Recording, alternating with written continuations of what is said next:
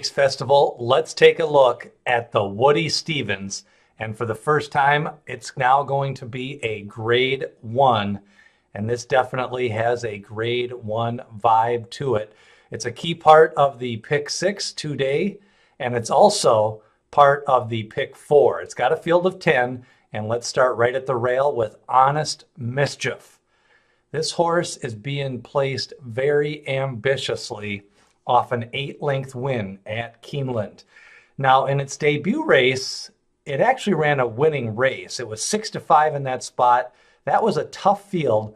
He made the second move, and what happened was Soldado made the third move and ended up getting the big win. Soldado has kind of regressed out of that race, but that was still a nice race from Honest Mischief. And then in the second race at Keeneland, he was hammered at the windows 3-5, drew off by 8 lengths, and that was at the key 7 furlong distance. He showed the ability to rate in both of his races.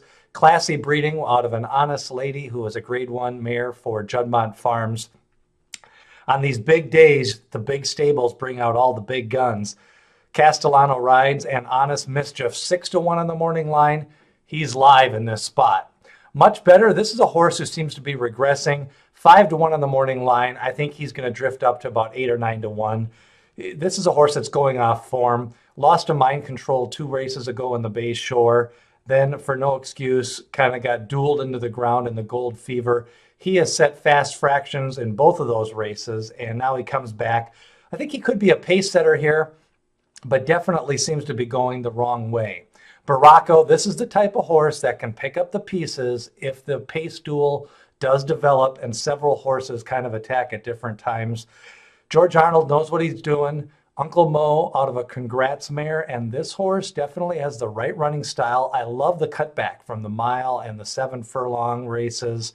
He's got that class appeal to him. He ran in the Breeders' Futurity as a grade 2.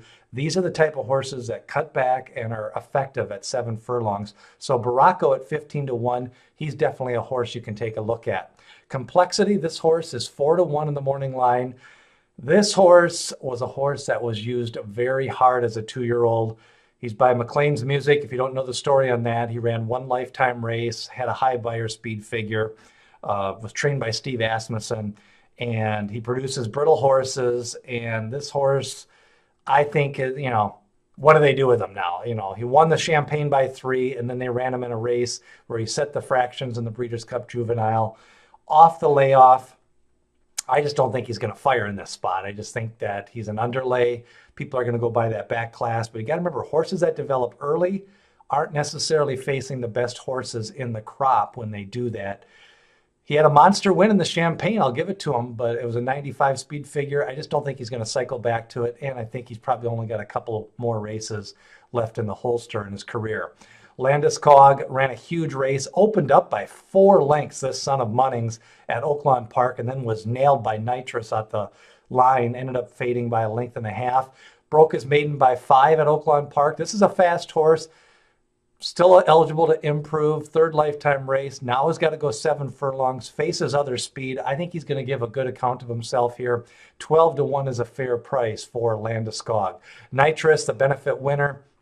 Winchell sends out this son of Tappet. Of course, Winchell Thoroughbreds owns Tappet, and they're going to have a big day. There's Tappets running all over this card. At the end of the day, the only one that's going to win is going to be Ron Winchell, let me tell you that. Anyways, Nitrous at 10-1. Closed. He can close. Again, another horse that's ran 7 furlongs. He's ran a mile. He's ran in some stakes races. He's built up that class appeal, and he is going to come running late. Should fit with this group. I think he's definitely usable in the pick 4.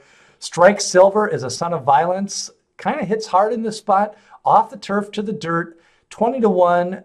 He's got the right running style. I think he's got a little bit of class to him. So I could see him in the mix, maybe in the middle of the pack, 4th, 5th, 6th type. I'm not sure he can win. So Strike Silver will not be on my tickets. The Hog Creek Hustle, has been picking up the pieces in longer races. So he fits the running style. Got 2nd in the Pat Day Mile. Was 2nd in the Lecomte Stakes at the Fairgrounds, and then ran in the Risen Star in the Louisiana Derby. That's a tough series. When you run in all 3 of those legs and then still come back and run in the Pat Day Mile, they don't call you the Hog for nothing. This horse has got 2 wins and 2 seconds and 8 lifetime starts. I'm not sure he's going to win. I'm not sure he's a classy horse, but he is definitely the type of horse that after the race, if he does win, you kind of go, yeah, there's a lot of things to like here. I'm going to use him defensively on some backup tickets. He's not going to be on my main ticket. But I do think, this is the type of horse that can pick up the pieces, and we could have just an all-out speed duel in this race. There's some fast horses going to run fast early, and I'm not sure they want any part of 7 furlongs. So the hog definitely can use. Now, the morning line favorite is Mind Control, and this definitely is a false favorite. It is not a vulnerable favorite. It is a false favorite. He will not be on my tickets. Nobody aspires to win the Jerome Stakes. Nobody wants to win the Bayshore Stakes. He's been facing the lower level grade 3 horses, the horses that won early as 2-year-olds, the horses that trained in the middle of Aqueduct in the middle of winter.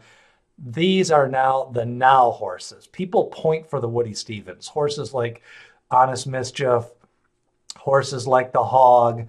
They're here to run strong races. Mind Control.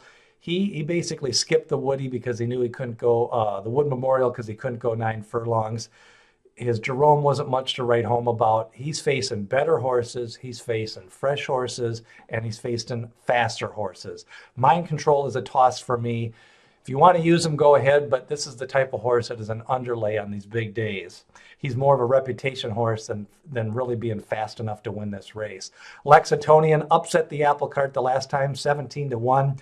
Calumet Farm likes to bring in these long shots on big days. Spacetown is the sire. Tappett's the broodmare sire. Again, Ron Winchell, the only one that's guaranteed to win on this Belmont day. This horse, he's got the right style, 7 furlongs a mile. He's going to come running late. I think he's usable. Rosario in the saddle. And Wendell Fong from the outside. Jeremiah Englehart sends out the son. Won by 2 lengths the last time, then won a nice race at Laurel. Laurel races in the wintertime usually aren't that strong, but I do like the running style. I like the post position, and this son of Flat Out can run a little bit. I think he's going to sit kind of mid-pack, and he's another that can pick up the pieces. So my top selection is going to be Nitrous. I also feel like Honest Mischief is very usable. Landeskog is a usable horse in pick 4s. And don't forget about the 2 on the outside, Lexingtonian and Wendell Fong. I'm completely tossing Mind Control. I think he's overrated and he's not fast enough. And I think he's been facing the weaker grade 3 horses. Now he faces some real grade 1 horses.